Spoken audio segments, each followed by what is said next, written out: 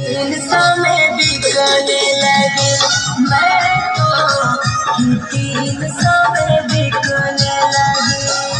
अरे हाई कोर्ट जाई भी सुपारी बजाई भी कानून ना चलता ऊपर जहिया मेरा लेके आइबो कहिया करके वो घर छोड़ा जहिया मेरा लेके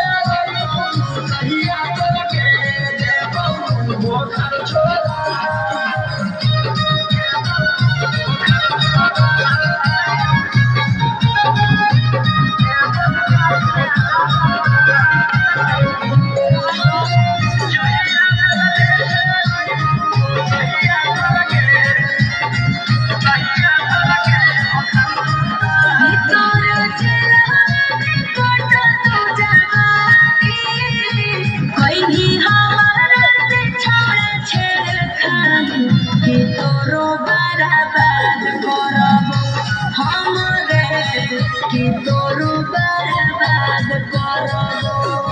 अरे दूसरे फसैलिया दिल में बसैलिया गेलिया रहिया भोला जहिया लेके आइबो कहिया करके देबो वो घर छोड़ा जहिया